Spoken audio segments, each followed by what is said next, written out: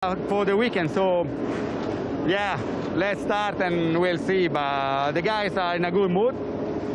Both of them usually perform well in the wet condition. So yeah, finger crossed and let's go. Best of luck. Thank you. Yeah, thanks to Francesco Guidotti. Great start, as Lewis said, for the KTM team in Doha. Brad Binder, his third podium finish in the Premier class.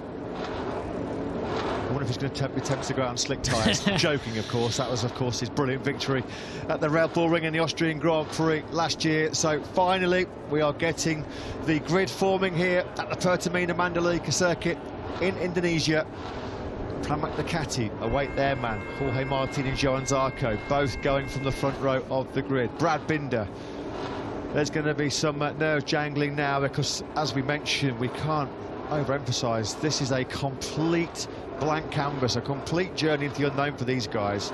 They've never raced before here in Mandalika. They've certainly got very little experience of wet weather conditions. In some respects, it might be a bit of a lottery, but it's certainly going to provide some nail-biting entertainment. We hope you have stuck with us over the last hour and a half or so when our coverage for Motogp started. I'm sure you have. Why would you go anywhere? It's the greatest motorsport show on earth as we look at Enea Bastianini starting from the middle of that second row. Binder and Bastianini, Lewis, in the dry, you really fancy them to be strong, given they've excelled in the Doha from really good qualifying performances. Let's quickly pop down to the grid again. Piero Taramasso and Michelin, they've been thrown an 11th hour curveball, haven't they, by these tricky conditions? Simons with the Michelin Motorsport manager, Piero Taramasso. Yes, Piero, some new conditions for you to make the weekend even tougher. Can you tell us what tyres the riders will go for? Yeah, in this condition, the choice is medium front and medium rear. This is the one because the track temperature is still quite high, is around 25, 26 degrees. And also because here, the tricky point is the overheating on the right side. With the soft compound, the problem that you might overheat too much, you lose grip. With the medium, will be much more stable. So this is the best choice for this condition. Thank you, Piero. You're welcome. Yeah, thanks to Piero Taramasso. We're just running through this revised grid now, of course, revised, sadly, because 8 times world champion Marc Marquez has been ruled out of this delayed Indonesian Grand Prix. There is the president then, Mr. Joko Widodo, who is finally, after all of his effort and all the effort of the authorities here in Indonesia, it looks like, thankfully, we are going to get MotoGP action here in Indonesia for the first time since 1997. Well, the Shaman certainly did the trick in the end. We got the race we were hoping for. Yeah, whatever that lady's name was, get her inducted into the MotoGP Hall of Fame very, very quickly, because, yes, it does look like the Rain Banisher, or whatever she was called by the locals. She normally goes to big events like weddings and parties. She'll be getting a position at the FIM, I think. She'll be taken to every Grand Prix over the course of the year now to try and ward off any potential wet races or cancellations. So we're about to get underway then for this Indonesian Grand Prix, and Enea Bastianini goes into it as the championship leader. Let's get a word from Grassini with Simon. Yeah, that was a key word you said there, championship leader. That's why I've come to see Michele Massini. Michele, he's done so well, Enea, for the first race, all the way through this event, put himself in a good position on the grid, looked good in FP4, now completely different conditions. How does he feel about the wet? Yeah, now it's difficult to predict how does it go the race, because still a lot of water on track. There is a big patch in some corner.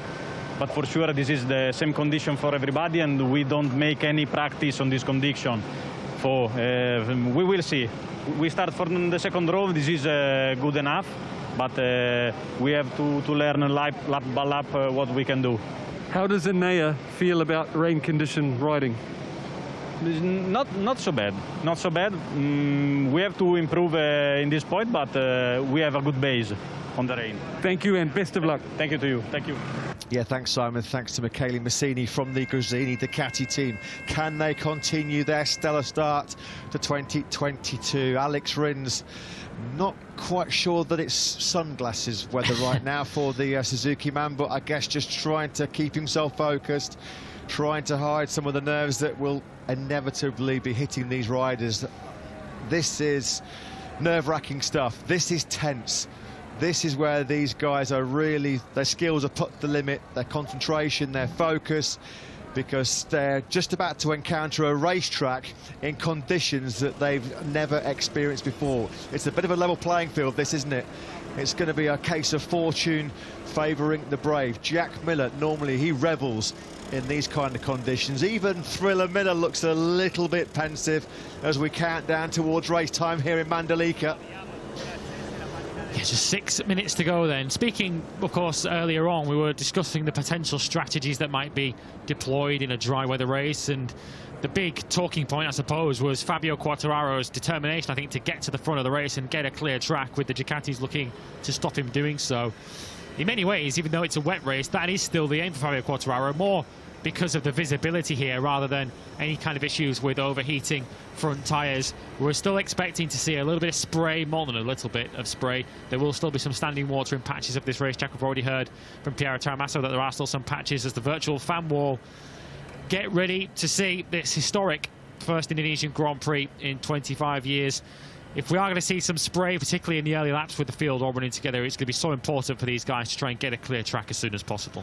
Yeah, Fabio Quartararo would not have known how perhaps significant that pole position was yesterday. He knew it was going to be good and crucial in dry conditions. Well, it might be absolutely vital now with, as Lewis said, the potential for spray hitting the riders that are in the chasing pack. An excellent weekend so far then for this young man, Fabio Di Giannantonio. Very, very limited experience of that Ducati in rain conditions. This is going to be a tough, tough test of the mettle for these MotoGP riders. 5 minutes then to the race start here in Mandalika, and finally we can say there's going to be MotoGP race action in Indonesia. Our first visit to Southeast Asia since 2019. One rider perhaps to identify that we haven't mentioned yet, who will certainly fancy his chances in these conditions.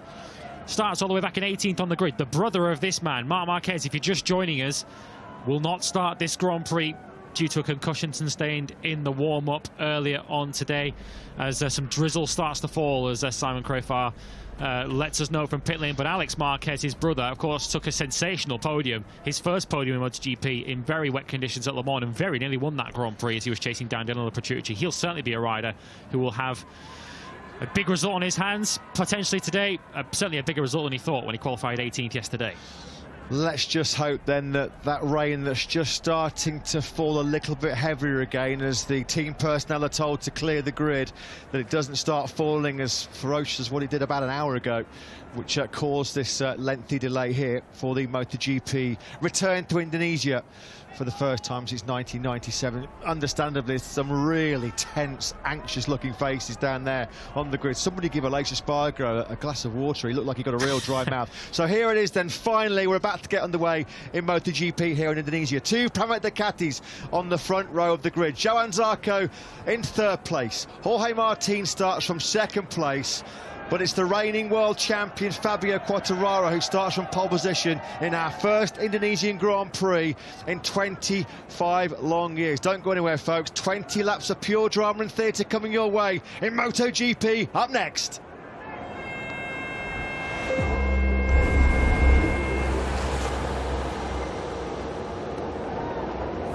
Who will be the rainmaster of Mandalika here in MotoGP? Fabio Quartararo, the reigning world champion, starts from pole position ahead of the Pramac Ducatis of Jorge Martin and Johan Zarco. Brad Binder heads the KTM Challenge from the front of the second row ahead of the reigning world championship leader, Enea Bastianini. Keep an eye out for the rookies. They're led by Fabio Di Giannantonio. He starts in the middle of row 4 with Marco Bezzecchi just behind him. Pol Espargaro on the 5th row. He is the sole Repsol Honda challenger in this Grand Prix due to the injury sustained by Marc Marquez earlier this morning. In wet conditions, with drizzle starting to fall once again, these are challenging conditions for the best riders in the world. Let's go racing in MotoGP. So we've been waiting 72 minutes since we thought this Indonesian Grand Prix would be getting underway, and finally, as the rain just starts to fall, the warm-up lap then